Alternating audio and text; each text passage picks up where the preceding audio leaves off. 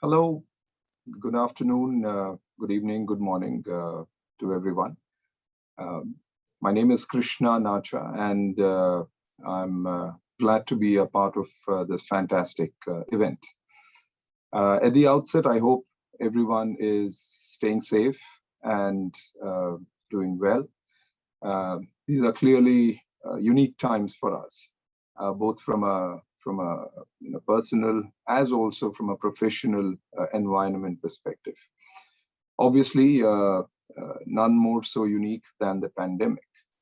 However, what we've also seen as the pandemic has unfolded is the change, especially in terms of some of the transformation that has come about as far as our industry from a technology and operation services perspective is concerned. I just thought I will share with all of you a couple of perspectives from the vantage point of being both an operations practitioner as also someone who drives enterprise operations transformation. By means of a quick intro, I manage a 15,000 people strong operations delivery unit globally. And we service clients across the globe, leveraging a combination of people processes, technology, and transformation initiatives.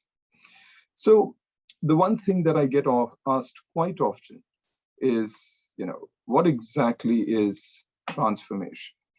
And when we think of transformation, there is, to me, a universal truth that doesn't change.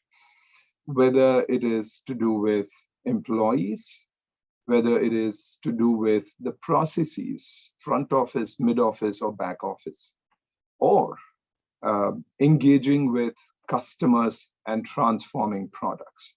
At the end of the day, any digital transformation essentially pivots around the people, the process, the customer, and essentially the service or the product and the offering that is taken out there.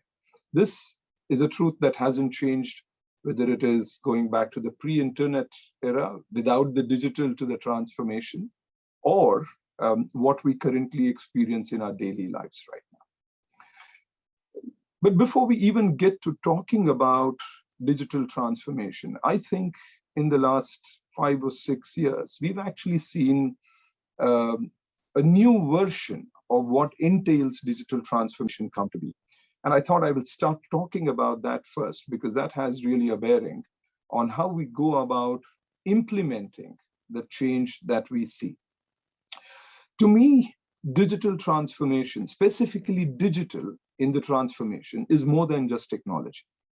And this is how we've defined it at Wipro, and you'll probably see grains of aspects to this that are very similar to what you might have implemented in your organizations or seen elsewhere. To me, there are three fundamental concepts to what makes up digital. Firstly, it is all about foundational digital capabilities. What that really means is it is everything about technology, the pipes, the infrastructure, ensuring connectivity between devices and objects, leveraging technology to drive automation and scale. Secondly, and this is where I think the rubber really meets the road in terms of how your digital journey is defined. It is about value in core operations. Whatever the operations might be, a digital process is something where you can seek to drive either journey-focused innovation and cross-border collaboration. And this is something I'll come back to again. Typically, organizations are created in stovepipes or silos, as we know them. The ability to really create interactivity between these silos in a context that is relevant for the business process or for the function, and enabling decision-making, leveraging automation, AI, machine language, and some of the newer trends I will come back to, is really what is the second component of a truly digital operation. And of course, as you think about it, the third thing, of course, is creating value at new frontiers, which is everything about understanding how do you create a journey map? How do you re-examine new ways of doing what used to be the same thing while unlocking value at the frontiers of that process or frontiers of that operation? And this is really the X factor in having a truly digital, digitally enabled process. So it is more than just technology. It is more than just automation and AI and ML and RPA. It is essentially about bringing together a customer journey or a stakeholder experience journey and seeking to unlock value from there. When this is done, if you think about it, what are the 4 or 5 things that we seek to drive? We are seeking to, ensure repeatable automation. Clearly drive efficiencies, that is a given whenever you talk about digital. Create solutions for niche offerings. You're seeking to put in place speed and flexibility, at the same time, a plug and play framework or a modular approach, so that you're not bound by the legacy application and the systems that are there. So when we talk about digital version 2.0, to me, this is the manifestation of how it comes together, right? Foundational digital capabilities, value in core operations, and creating value at the frontiers of each of the processes. How do you bring this to life? Easier said than done, right? It is not just about throwing together a set of initiatives that drive those end objectives that you saw in the previous slide of speed and automation and flexibility, etc.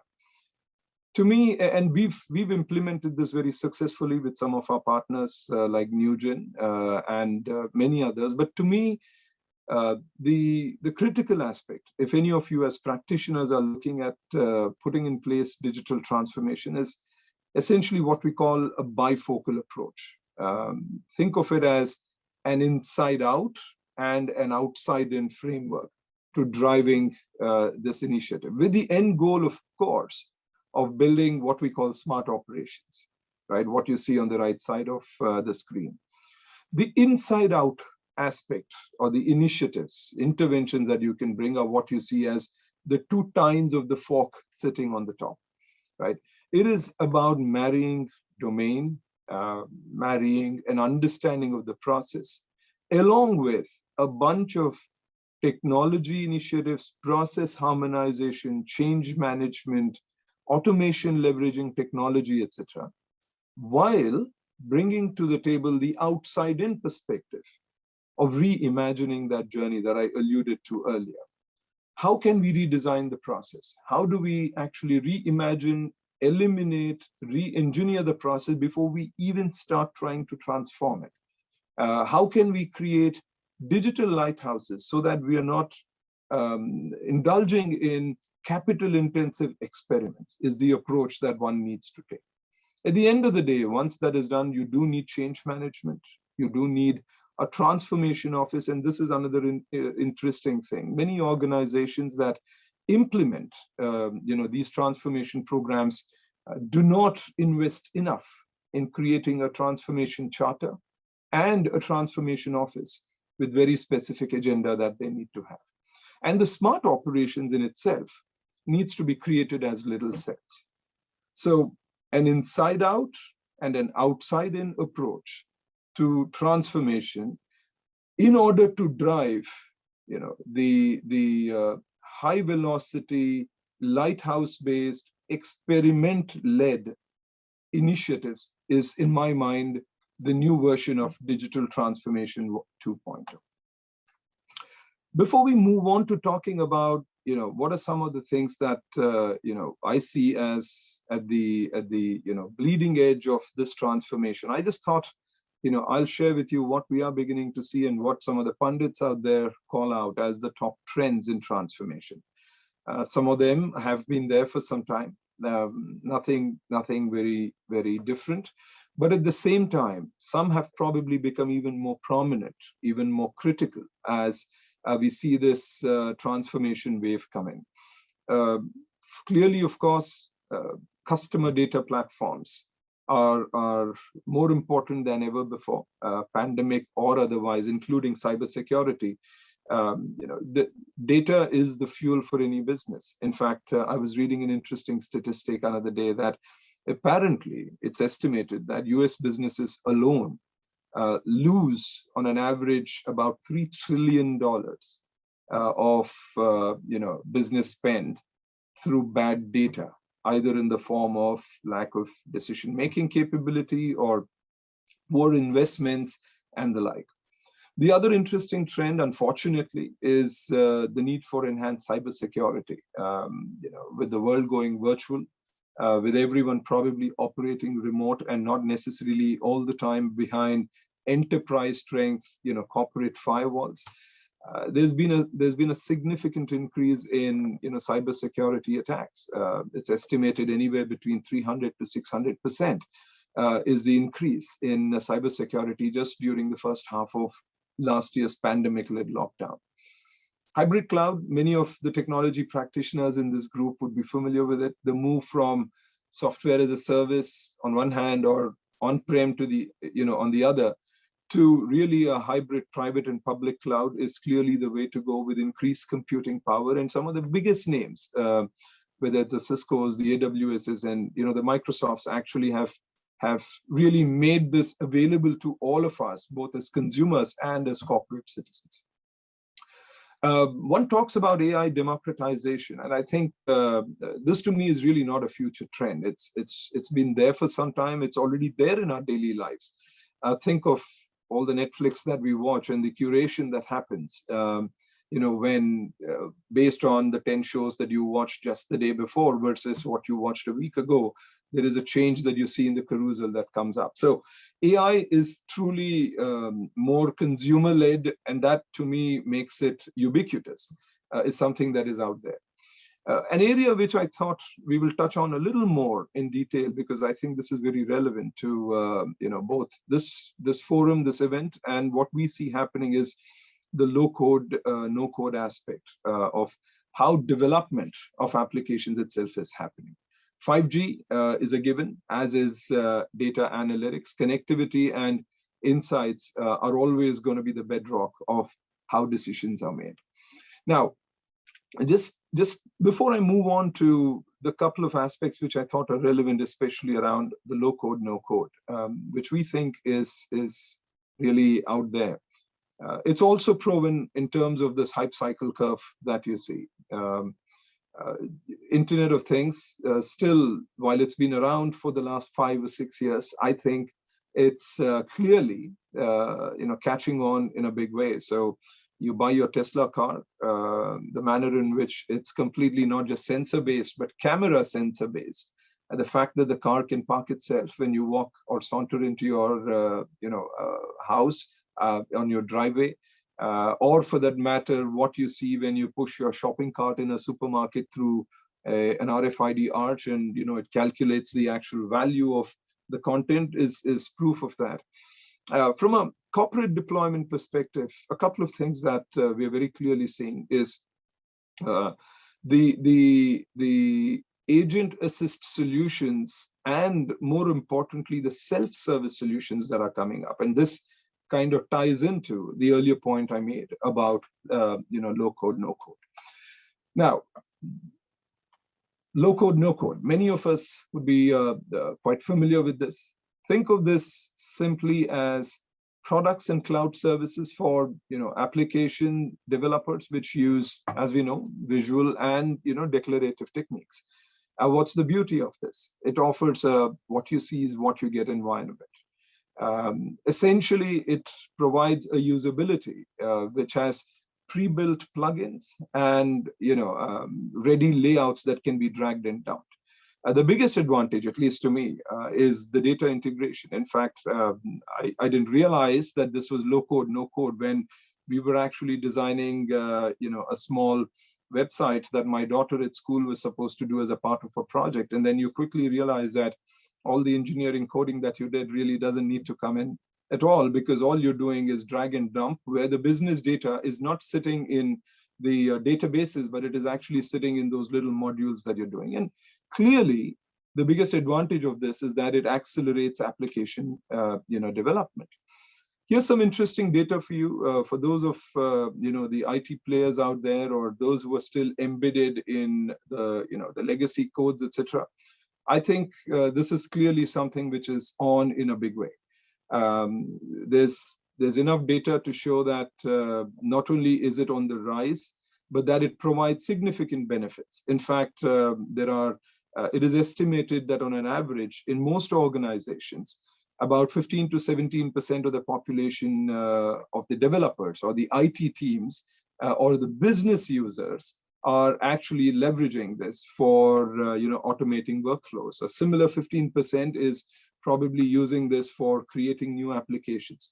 What is a given is that this absolutely speeds up developer development time.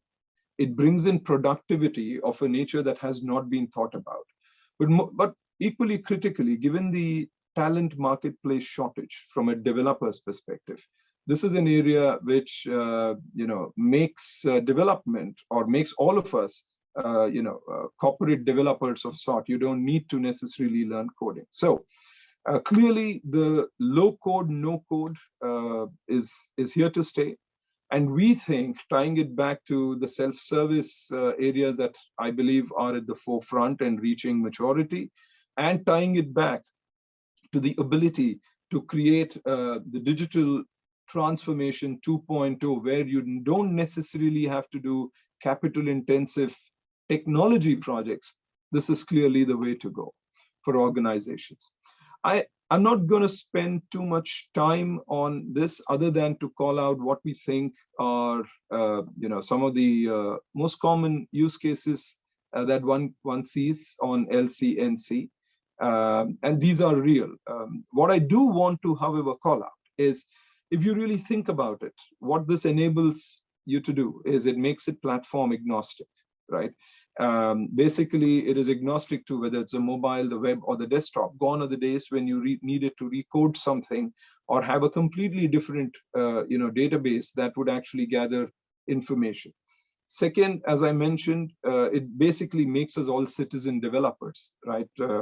My enterprise operations team, which manages exactly this kind of stuff for driving operations transformation, was talking about the fact that they really don't need to go out and get coders anymore when they use capabilities like this. It does clearly help us customize, the requirements within an organization, and in many ways makes the life of the IT organization that much easier, because the ability to train business users to drive this is something which is very much there. Now, I refer to the Wipro Enterprise Operations Transformation Group. So between us and NewGen, one of the things that we talk about as an organization, as organizations in driving transformation, is this framework that we take to the table. Wipro has a four-legged approach where we leverage digital transformation through simplification, automation, analytics, and immersive experience, and leveraging RPA, leveraging AI, leveraging the kind of LC&C capabilities that you would typically see a bleeding edge organization like NewGen bring to the table.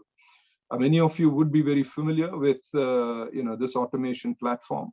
I do believe that compared to many of the imperatives that internal IT organizations are looking for to drive enterprise operations transformation, a platform like this does definitely provide the additional benefits of driving automation, driving business harmonization much faster and in a more capable kind of a manner.